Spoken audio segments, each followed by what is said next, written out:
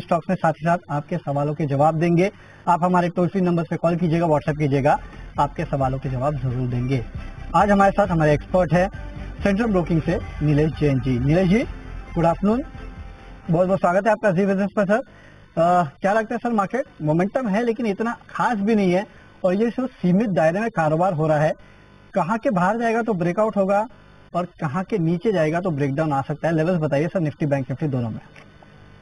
Very good afternoon भाई। बिल्कुल, देखिए इस सप्ताह मंथली एफएनओ की एक्सपायरी होने वाली है। उसके पहले इस प्रकार की सूची कहीं न कहीं एक इंडिकेशन मिल रहा है कि एक बड़ा मूव हमें एक्सपायरी वाले दिन देखने को मिल सकता है। फिलहाल लेवल्स की बात करें तो ऊपरी स्तरों पर 19400 का 50 डे मूविंग एवरेज का मेजर हर्डल है। आज के सेशन में भी ऊपरी स्तरों से हमें कहीं न कहीं वही ऊपरी स्तरों पे प्रॉफिट बुकिंग देखने को मिल रही है, दबाव देखने को मिल रहा है। वही अच्छी बात ये रही है कि 19200 के आसपास पिछले 2 ट्रेडिंग सेशन में काफी अच्छी खरीदारी भी हमें देखने को मिली है।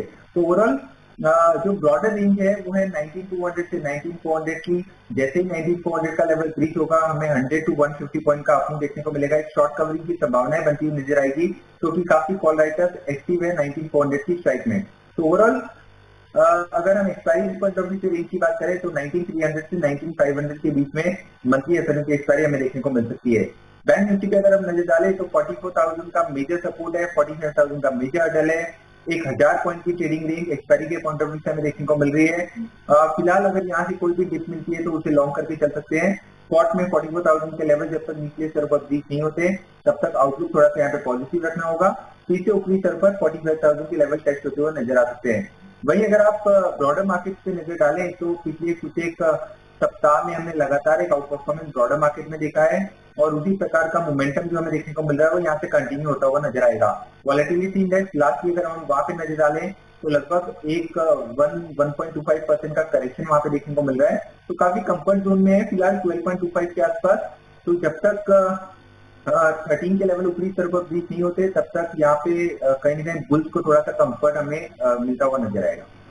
चलिए, तो आपको बता दी गई है निफ्टी बैंक निफ्टी पे क्या रणनीति होनी चाहिए और इंडिया ब्रिक्स वहां पे भी आपको नजर रखना चाहिए, क्योंकि एक फिलहाल अब तक तो एक दायरे में ही वहां पे ट्रेड हो रहा है। लेकिन चलिए अब हमारे कॉलर्स को साथ में जोड़ लेते हैं। पहले कॉलर गुवाहाटी से सुनील है। सुनील जी नमस्कार, पूछिए अपना सवाल। सर मेरा 3 क्वेश्चन पर सवाल है। एक, मेरे पास गार्डन रीच लिया हुआ है 830 पर 220 शेयर। इरकॉन लिया हुआ है 450 शेयर 110 पर।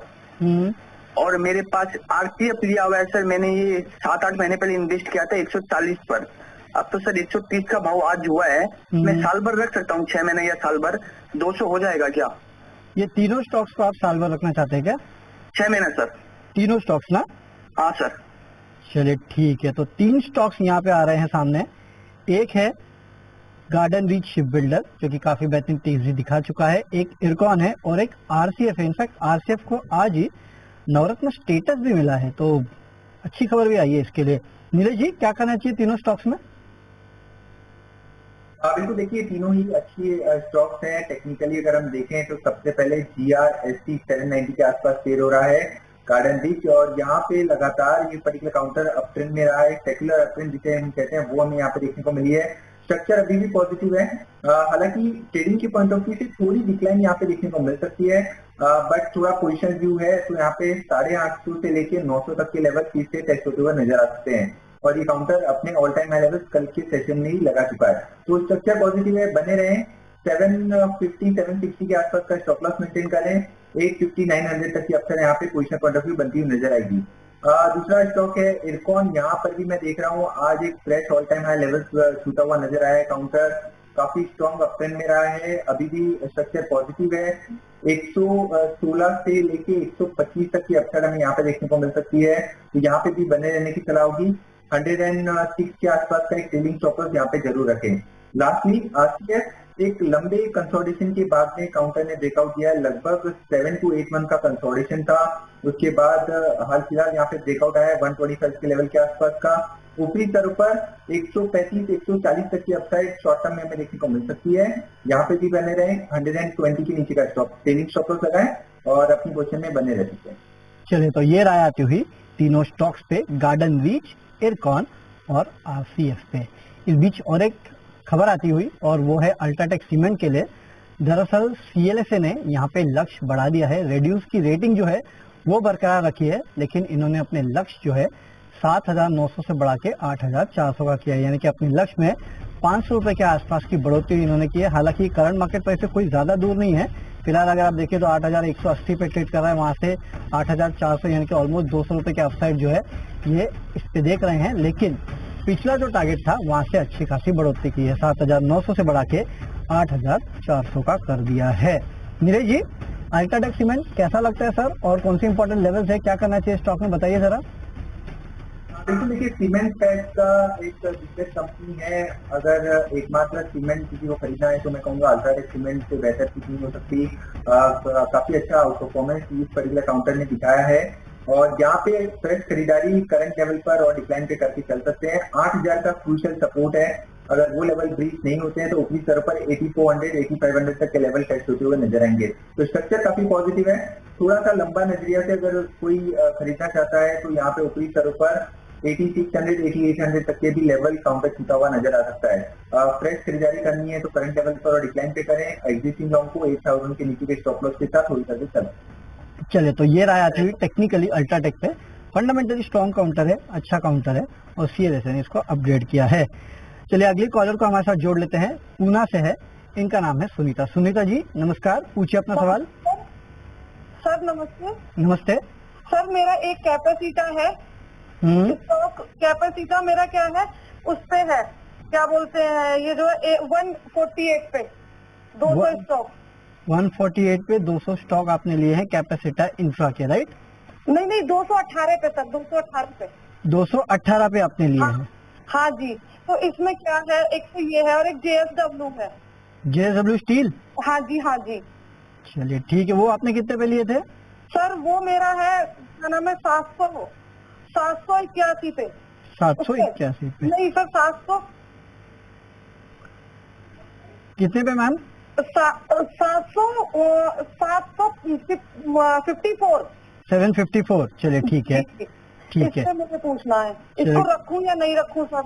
चलिए ठीक है, नीरज जी से पूछ के बताते हैं, क्योंकि कैपेसिटी इंफ्रा तो आज भी इनको करीब 650 करोड़ के आसपास के ऑर्डर्स मिले हैं, तो ऑर्डर विन तो लगातार हम देखते जा रहे हैं। नीरज जी टेक्निकल कैसा लगता है? कैपेसिटी इंफ्रा 218 पे लिया था, थोड़ा नुकसान है। JSW स्टील 754 पे लिया था, थोड़ा फायदा इनको हो रहा है। दोनों स्टॉक्स पे अपनी राय दीजिएगा। काफी पॉजिटिव स्ट्रक्चर रहा है यहाँ पर। हालांकि ऊपरी स्तरों से थोड़ी बहुत प्रॉफिट बुकिंग हमें जरूर देखने को मिली थी हाल फिलहाल में, बट अब ये अपने क्रूशियल सपोर्ट के आसपास आ चुका है। 188 से 190 के जोन में एक काफी अच्छी खासी सपोर्ट जोन है, तो मेरे ख्याल से यहाँ पे एक बार के लिए बने रहे। 188 का नीचे का स्टॉप लॉस रखें। ऊपरी स्तरों पर फिर से 230, 235 तक के लेवल शॉर्ट टर्म में छूटा हुआ नजर आ सकता है, तो फिलहाल के लिए बने रह सकते हैं। JSW स्टील देखिए ओवरऑल मेटल पैक में काफी अच्छा मोमेंटम है। JSW स्टील में रिसेंटली एक all time high level counter छूटा हुआ नजर आया था, और ऊपरी स्तरों से थोड़ी बहुत प्रॉफिट बुकिंग भी हमें देखने को मिली है।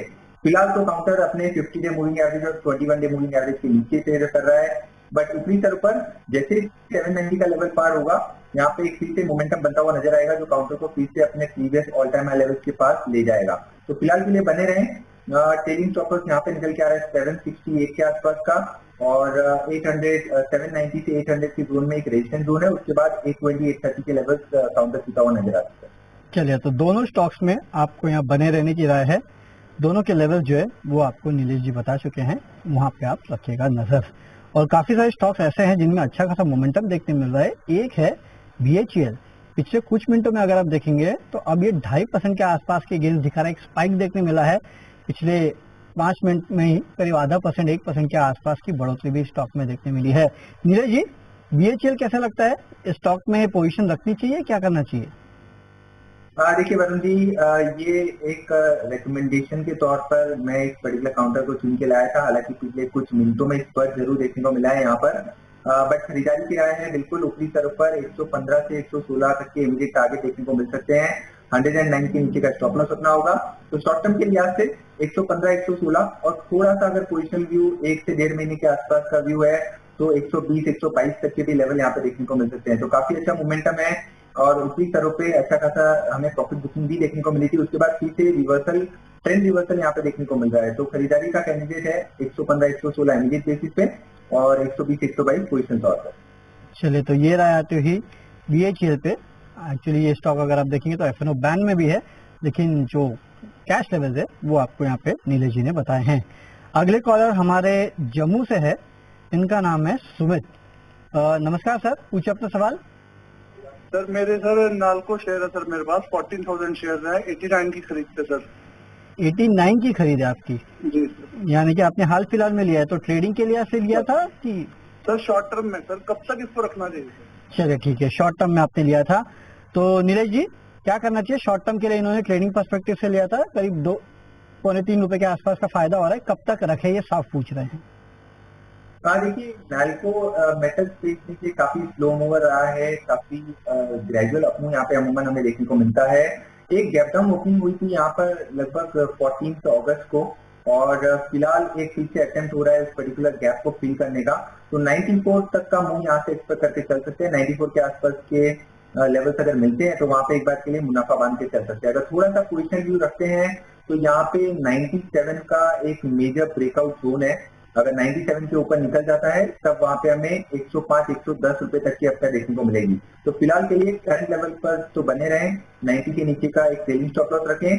90 को तो इमीडिएट टारगेट देखने को मिल रहा है, और 94 के आसपास प्रॉफिट बुक कर सकते हैं, और उसके बाद 97 तक की भी अक्सर यहाँ पे आती हुई नजर आ सकती है। चलिए, तो ऊपर 94, 97 के आसपास के लेवल देखने मिलेंगे। 90 रुपए का आप नाल्को में एक स्टॉप लॉस रखेगा, आपको फायदा हो रहा है। इसके 90 का इन्होंने कहा कि स्टॉप लॉस रखेगा, लेकिन हाँ 94 तक के लेवल्स आपको देखने मिल सकते हैं, ये आप याद रखिएगा। चलिए इस नोट पे एक ब्रेक लेते हैं, ब्रेक के बाद जब आपके साथ जुड़ेंगे तो नीलेश जी से लेंगे उनके पिक्स। सुपर शक्ति पेश करते हैं super strong stocks of the day. Advanced Y rib super Shakti TMT bar हर निर्माण को बनाता है सुपर स्ट्रॉन्ग।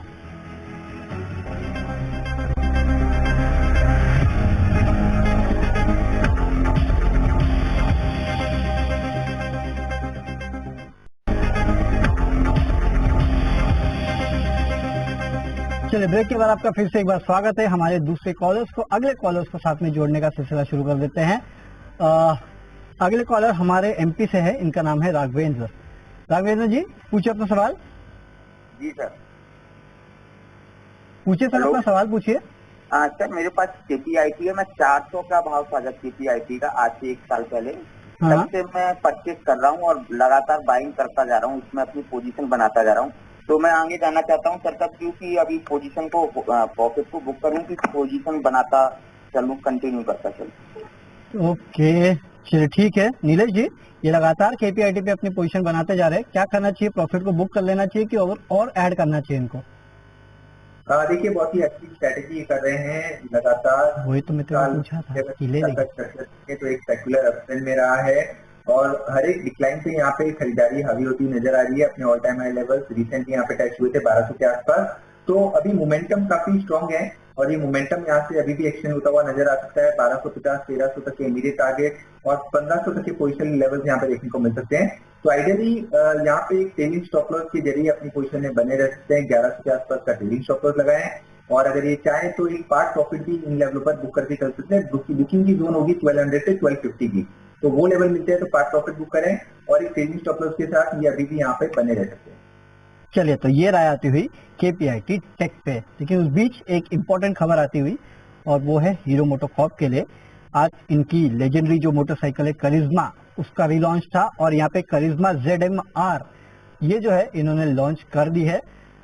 6 गियर की ये बाइक है, 210 सीसी का इंजन है, 9250 का RPM है, 3 कलर्स में आएगी है, ब्लैक, येलो और रेड।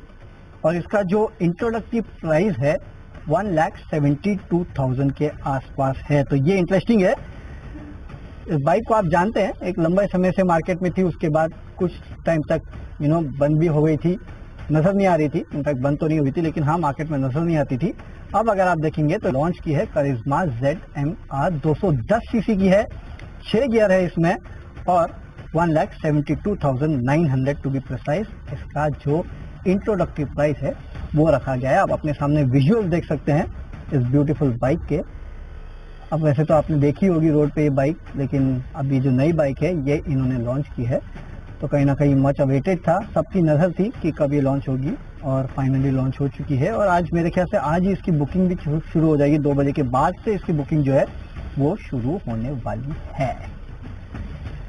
तो चलिए, करिश्मा ZMR लॉन्च हो चुकी है, तो आप यहाँ पे नजर रखिएगा। अब चलते हैं नीलेश जी के पास जानने के लिए कि कौन से स्टॉक्स उनके रडार पे है। नीलेश जी, आप बताइए अपने पिक्स।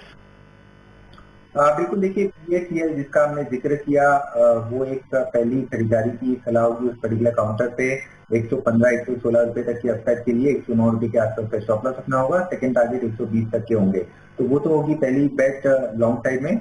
उसके अलावा अगर हम सारे केमिकल स्टॉक्स में देखें तो काफी समय बाद, काफी लंबे अंतराल के बाद एक रिवर्सल वहां पे आता हुआ नजर आ रहा है। तो सिर्फ और सिर्फ एक पुल बैक ट्रेड होगा आरती इंडस्ट्रीज में। आरती इंडस्ट्रीज में आज के सेशन में in fact overall daily time frame में एक double bottom sort of formation यहाँ पे फॉर्म होता हुआ नजर आ रहा है। तो 462 के आसपास का स्टॉप लॉस रख के आरती इंडस्ट्रीज में लॉन्ग करने की सलाह होगी। 490 एंड 500 तक की अपसाइड हमें यहाँ पे देखने को मिलती है।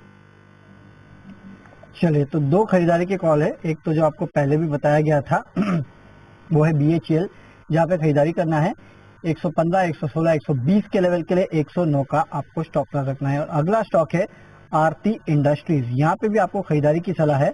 490 से 500 के आसपास के लेवल देखने मिलेंगे। 462 का आपको स्टॉप लॉस रखना है। तो दोनों ही मिड कैप FNO के स्टॉक्स है, जहाँ पे आपको नीलेश जी द्वारा खरीदारी की सलाह दी गई है। चलिए, नीलेश जी से लेंगे विदा। नीलेश जी, बहुत बहुत शुक्रिया हमारे साथ जुड़ने के लिए, बेहतरीन पिक्स देने के लिए और हमारे कॉलर्स के सवालों के जवाब देने के लिए। इस शो में तो इतना ही, लेकिन मार्केट का एक्शन जारी रहेगा। बने रहिए सीरीज के साथ। सुपर शक्ति पेश करते हैं super strong stocks of the day. Advanced wide super Shakti TMT bar हर निर्माण को बनाता है सुपर स्ट्रॉन्ग।